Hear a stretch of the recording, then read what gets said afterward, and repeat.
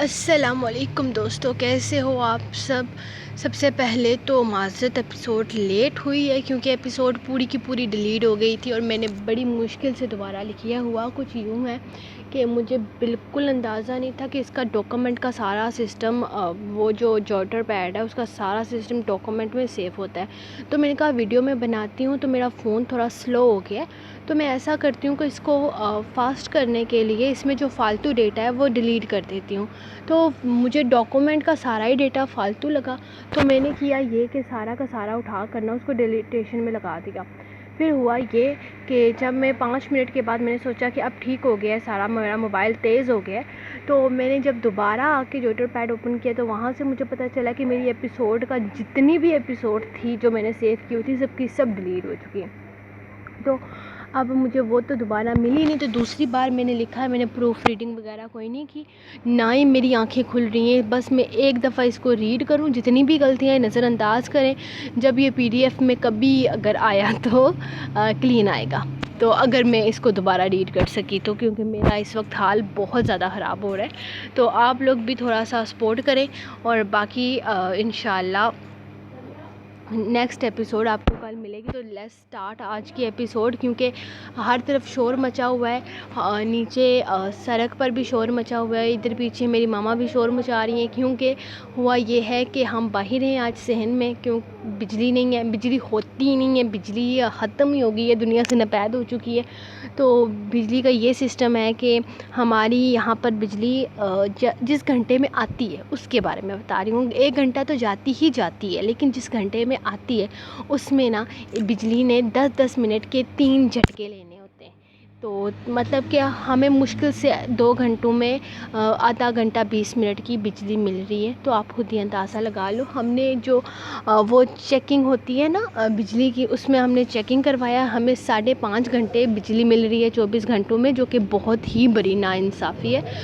صرف ہمارے ساتھ نہیں بلکہ پورا پاکستان ایریا بھی ہمارے ساتھ شامل ہے. صرف 5.5 گھنٹے کی بجلی بہت ہی برا. یہاں پہ ہمارے جو اسکول ہے بچوں کا اسکول، وہاں پر ایک لڑکی مر گئی ہے 7 سال کی، اور اس کی وفات ایسے ہوئی ہے کہ اس کو اچانک بجلی چلی جانے کی وجہ سے اس کی طبیعت پہلے ہی خراب تھی، یعنی کہ اس کو وامٹنگ بہت زیادہ ہو رہی تھی.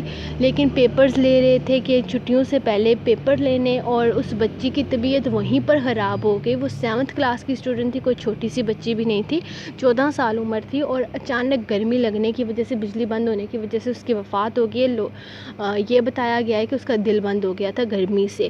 اور اس کے علاوہ اگر میں آج کی بات کروں تو یہاں پہ میری کزن ہے چھوٹی، اس کی تائی امی فوت ہو گئی ہیں گرمی کی وجہ سے. ان کو ہارٹ پرابلم تھی، بجلی چلے جانے کی وجہ سے انہیں اتنی زیادہ گرمی لگی ہے کہ ان کا دل بند ہو گیا ہے.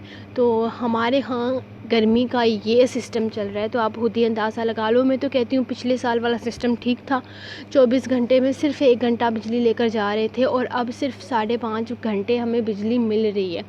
تو آپ خود ہی اندازہ لگا لو کہ ایک تو میرا فون بالکل چارج نہیں ہوتا. میں سارا دن اس کو چارج لگا کے رکھتی ہوں کہ بس اتنا چارج ہو جائے کہ میں رات کو ایپیسوڈ لکھ کر اپلوڈ کر سکوں، اور آج تو مطلب ڈبل ہی کام ہو گیا میرا. تو بہت ہی برا دن گزرا ہے آج کا.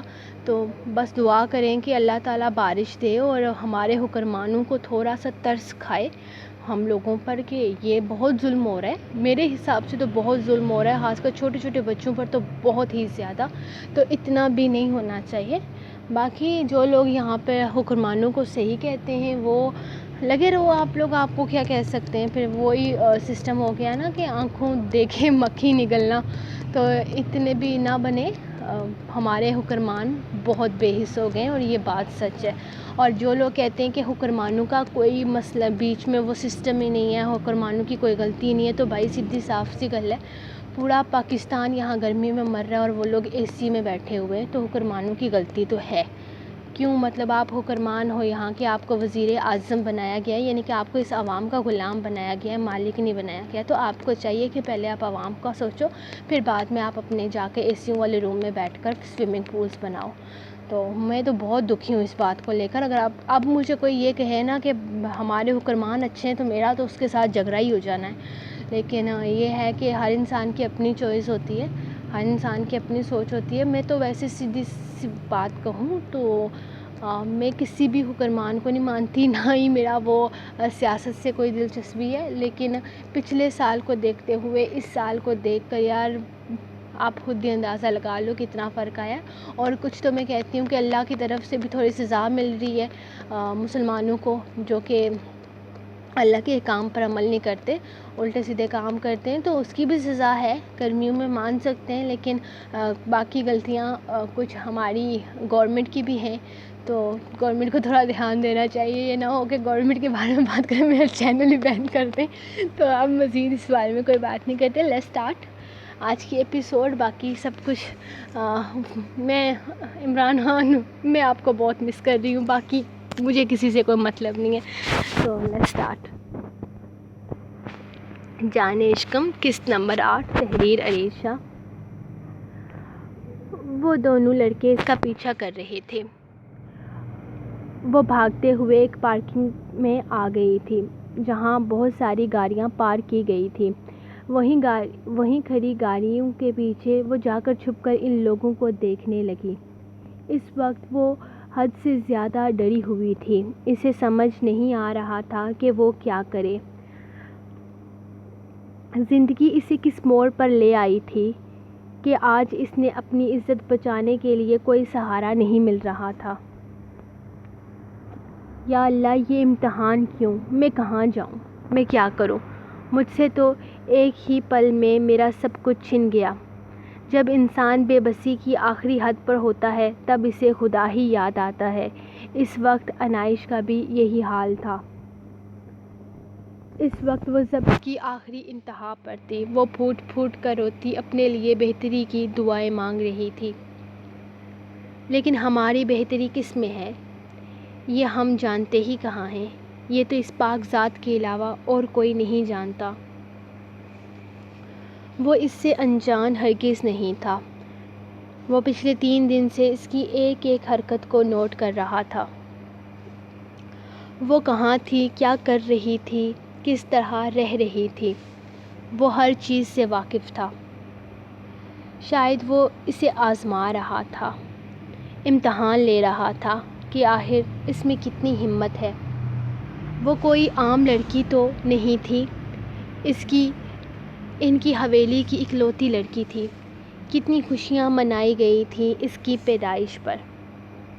وہ ان کے خاندان کی پہلی اور آخری لڑکی. اس سے پہلے دادا جان کے 5 پوتے تھے جو انہیں بے حد عزیز تھے، لیکن ان کے گھر میں کوئی لڑکی پیدا ہی نہیں ہوئی تھی. ان کی اپنی بھی کوئی بیٹی نہیں تھی. اور پھر بعد میں ان کے 3 بیٹوں کی بھی کوئی لڑکی پیدا نہ ہوئی. 5 پوتوں کے بعد ان کو پوتی ملی تھی. وہ نور تھی ان کے گھر کا، اور آج وہی نور سڑکوں پر بے سہارا بے آسرا گھوم رہا تھا. پچھلے 3 دنوں سے وہ ایک بھی پل اس سے غافل نہ ہوا تھا. دادا جان نے اپنی پوتی کے نام اپنی جائیداد کا بڑا حصہ کیا تھا، لیکن شاید قسمت کو کچھ اور ہی منظور تھا. ان کی پوتی ان سے دور ہو گئی، اور ایسا صرف اور صرف ان کی دولت کی وجہ سے ہوا تھا. بس کچھ دن باقی تھے اس کے 18 سال کے ہونے میں، اور پھر ان کی وراثت کا ایک بڑا حصہ ان کی پوتی کی ملکیت میں چلا جانا تھا. شاید وہ ایسا کبھی نہیں چاہتے تھے، اسی لیے انہوں نے 6 سال کی عمر میں ہی اس کا نکاح اپنے سب سے بڑے پوتے سید مقرر شاہ کے ساتھ کروایا تھا. وہ ان کے خلاف آواز اٹھانے کی ہمت ان کی حویلی میں آج تک کسی میں پیدا ہی نہیں ہوئی تھی. اسی لیے سوال ہی پیدا نہیں ہوتا تھا کہ کوئی ان کی مرضی کے خلاف جا سکے. جب انہوں نے مقرر کے ساتھ اس کے نکاح کی خواہش کا اظہار کیا تو کسی نے بھی ایک لفظ بھی انکار میں نہیں کہا تھا، جبکہ مقرر عمر میں اس سے 9 سال بڑا تھا. لیکن یہ اتنی بڑی وجہ نہ تھی جس کی بنا پر انکار کی نوبت آتی. وہ دونوں ابھی اپنی پڑھائی مکمل کر کے نیچے اتر رہی تھیں جب مہمانوں کی آمد ہوئی. عنایا یہ جاننے کے لیے کافی پرتجسس تھی کہ کون سے مہمان کے لیے اتنے سارے انتظامات کیے گئے ہیں۔ زرشے اور عنایا دونوں نیچے آ کر مہمانوں کو دیکھنے لگیں، جہاں دروازے پر کھڑے معظم شاہ اور امبریش کو دیکھ کر زرشے حیرانگی سے عنایا کو دیکھنے لگی۔ وہیں عنایا بت بنی کھڑی انہیں دیکھ رہی تھی۔ اسے آخر وجہ سمجھ میں آ ہی گئی تھی کہ اسے صبح سے مہمانوں کے متعلق کیوں نہیں بتایا جا رہا تھا۔ اسے دیکھتے ہی امبریش تڑپ کر اس کی طرف بڑھ رہی تھی، جبکہ وہ اسے نظر انداز کرتے تیزی سے سیڑھیاں اترتی معظم شاہ کے قریب سے گزرتی اپنے کمرے میں بھاگ گئی۔ زرشے بھی اس کے پیچھے ہی بھاگی تھی۔ توبہ توبہ، اس لڑکی کے ڈرامے تو دیکھو، حد ہوتی ہے کسی چیز کی۔ 2 سال کے بعد معظم پہلی بار گھر آیا ہے اور اس لڑکی کے مزاج ہی نہیں ملتے۔ ارے میں پوچھتی ہوں کون سے سہراب کے پر لگے ہوئے ہیں اس لڑکی میں جو اس کے اتنے نخرے اٹھائے جاتے ہیں اس گھر میں۔ پہلے ایک بیٹے کو اس گھر سے دور کر دیا اور اب جب دوسرا 3-4 سال میں ایک دفعہ شکل دکھاتا ہے تو اس سے بھی اس کو تکلیف ہے۔ سارا گھر بکھیر کر رکھ دیا اس منحوس نے۔ چاچی بیگم کی زبان چلی تو پھر چلتی ہی گئی، جبکہ کمرے میں کانوں پر ہاتھ رکھے ان کی باتیں سنے وہ تڑپ کر رو رہی تھی۔ زرشے نے بھاگتے ہوئے اس کے سسکتے وجود کو خود سے لپیٹ لیا۔ صبر کرو عنایا میری جان، پلیز مت رو۔ وہ اسے خود سے لگائے اسے چپ کروانے کی کوشش کر رہی تھی، جبکہ وہ اس کے سینے سے لگی رو رہی تھی۔ دادا جان نے زراور کے ساتھ ہی حویلی میں قدم رکھا تھا، لیکن سامنے ہی بیٹھے معظم شاہ کو دیکھ کر ان کا پارا ہائی ہو گیا۔ انہیں دیکھتے ہی وہ اٹھ کر ان کے طرف بڑھا تھا، لیکن وہ دور سے ہی ہاتھ کا اشارہ کرتے اپنے کمرے کی طرف بڑھ گئے تھے۔ زراور نے ایک نظر اسے دیکھا تھا، لیکن دادا جان کی پکار پر تیزی سے ان کے کمرے کی طرف بڑھ گیا۔ چاچی جان کو تو موقع مل گیا تھا ایک بار پھر سے عنایا کو باتیں سنانے کا، کیونکہ ان کے حساب سے یہ سب کچھ صرف اور صرف عنایا کی وجہ سے ہی ہو رہا تھا۔ ان کے حساب سے اس فساد کی جڑ وہی تھی۔ اسے یہاں چھپے تقریباً 1 گھنٹے سے زیادہ کا وقت ہو گیا تھا۔ اس نے ہمت کرتے ہوئے اس جگہ کو چھوڑا جب اچانک اپنے سامنے 2 آدمیوں کو دیکھا۔ یہ وہی 2 آدمی تھے جو اتنی دیر سے اس کا پیچھا کر رہے تھے، لیکن اس وقت اسے ان لوگوں سے کم ڈر محسوس ہو رہا تھا، جبکہ سامنے کھڑا وہ شخص اسے زیادہ ڈرا رہا تھا۔ اگلے ہی لمحے وہ وہاں سے بھاگنے کا راستہ تلاش کرنے لگی۔ اس کی جلد بازی پر مقرر شاہ کے لبوں پر گہرا تبسم بکھرا تھا۔ مزہ دے رہی ہے یہ چھپن چھپائی مجھے؟ کب تک کھیل کھیلنا ہے بتا دو، مجھے زیادہ دیر کھیلنے کی عادت نہیں ہے، میں جلد بور ہو جاتا ہوں۔ وہ قدم در قدم اس کی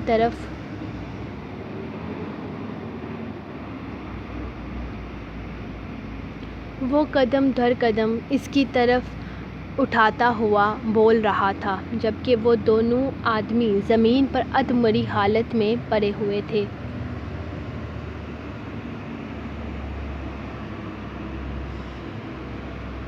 دور رہو مجھ سے، میرے پاس مت آنا، ورنہ اچھا نہیں ہوگا، وہ پیچھے کی طرف قدم اٹھاتے کہہ رہی تھی، جبکہ وہ اس کی معصومانہ دھمکیوں پر مسکراتے ہوئے مزید اس کی طرف بڑھنے لگا۔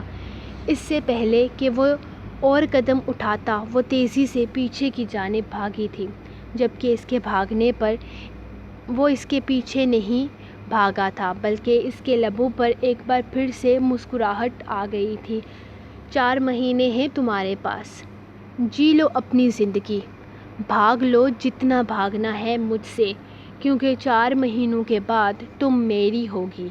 اس دنیا کی کوئی طاقت تمہیں مجھ سے الگ نہیں کر پائے گی، یہ بات یاد رکھنا۔ سنا تم نے، صرف 4 مہینے ہیں تمہارے پاس۔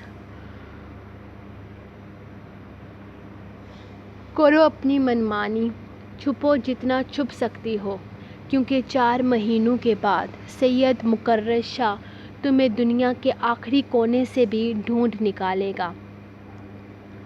اسے دور تک اس کی آواز سنائی دے رہی تھی، لیکن وہ رکی نہیں، بلکہ تیز قدم اٹھاتی آگے بڑھتی چلی گئی۔ اس نے بس ایک بار بھاگتے ہوئے مڑ کر دیکھا تھا اور پھر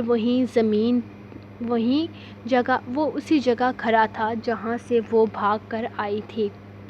اسے دیکھ کر وہ بری طرح سے ڈر گئی تھی۔ سامنے سے آنے والی گاڑی تیزی سے اس سے ٹکراتے ٹکراتے بچی تھی، لیکن اچانک ہونے والے ایکسیڈنٹ کے خوف نے اس پر ایسا حملہ کیا تھا کہ وہ لمحوں میں زمین بوس ہو گئی۔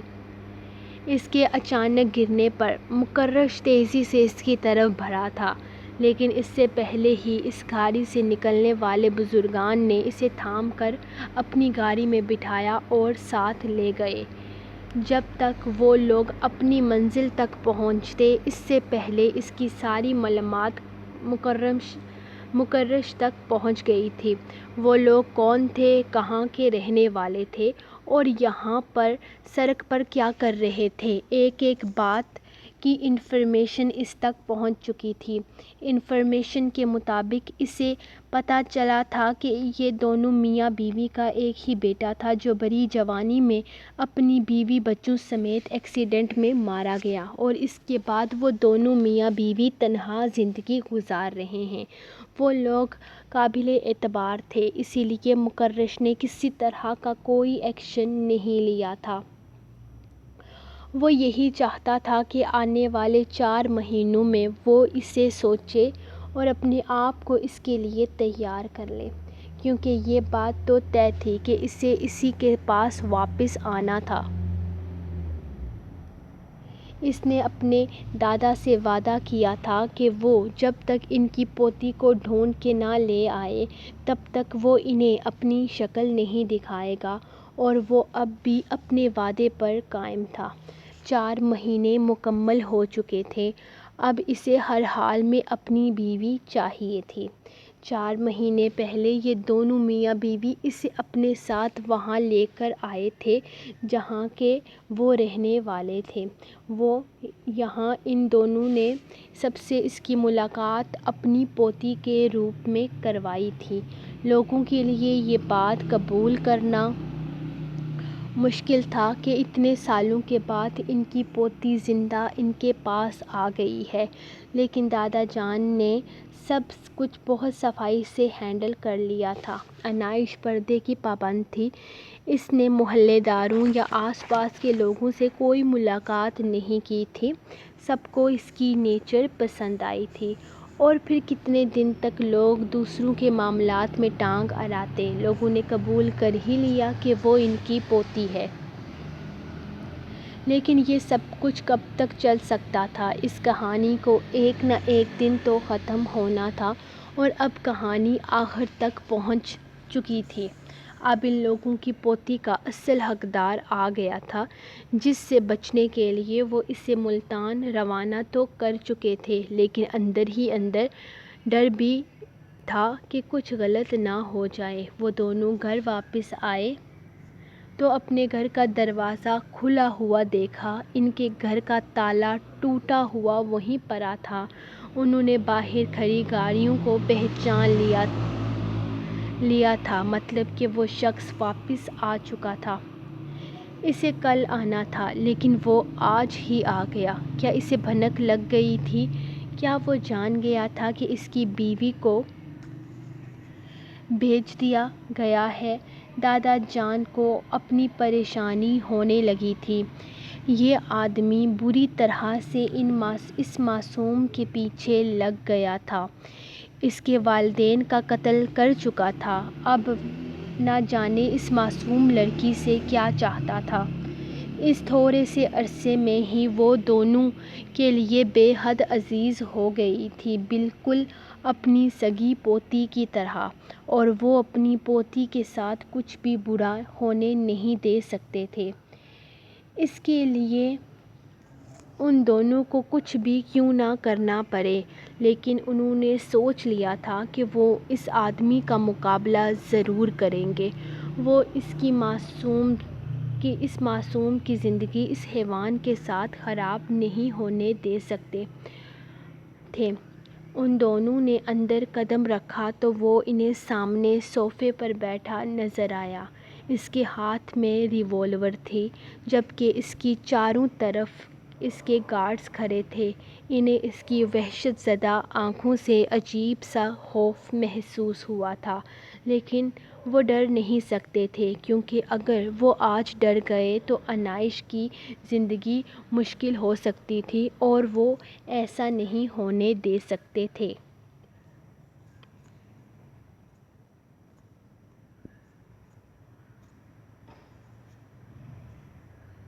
سو گائز، یہ رہی آپ لوگوں کی ایپیسوڈ۔ آپ کو ایپیسوڈ کیسی لگی کمنٹ سیکشن میں ضرور بتائیں۔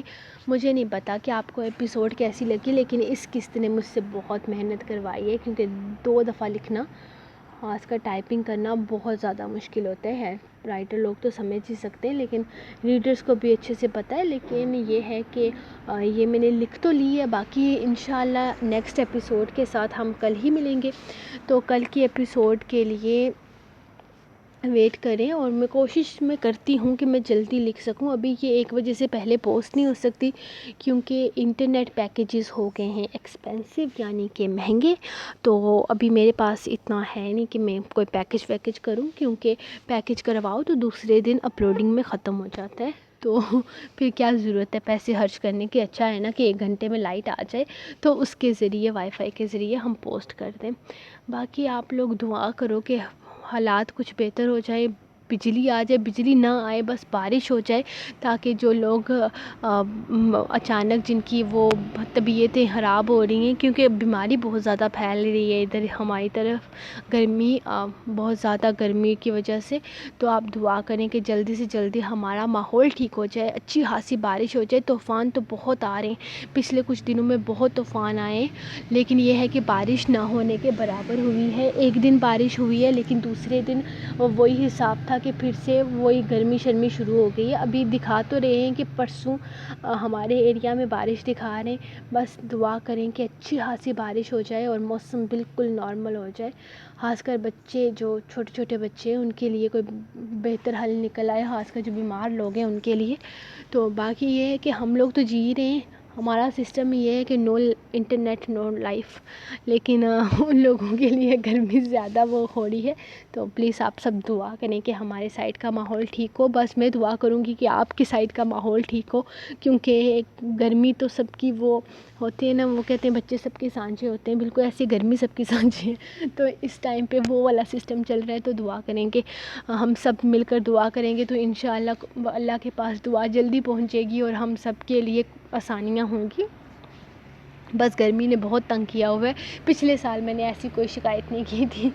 تو بس یہ تو میں کہتی رہتی ہوں کہ ہمارے ہاں بجلی نہیں ہوتی، کیونکہ ہمارے ہاں جب ذرا سی پتے بھی ہلتے ہیں نا، بجلی چلی جاتی ہے۔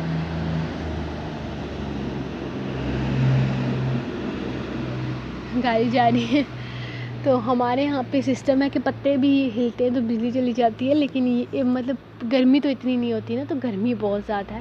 تو دعا کریں کہ گرمی کا بحران ختم ہو۔ بہت زیادہ بجلی والوں نے بہت تپایا ہوا ہے، بہت تنگ کیا ہوا ہے، نہ موبائل چارج ہوتے ہیں، نہ بجلی ہوتی ہے، نہ کچھ ہوتا ہے۔ ہاں یہ کہ دھوپ میں تھوڑا سا وہ انرجی سیور ہو جاتا ہے، تو اس سے بجلی چلی جائے تو پنکھا تھوڑی دیر چلتا رہتا ہے، وہ بھی اب اس کی بھی بس ہو گیا، کہتے ہیں اس گرمی میں میرا بھی بس جان چھوڑ دو میری۔ تو اس کے سامنے جا کر سارے بیٹھتے تھے بار بار، تو اس نے بھی توبہ کر لی ہے۔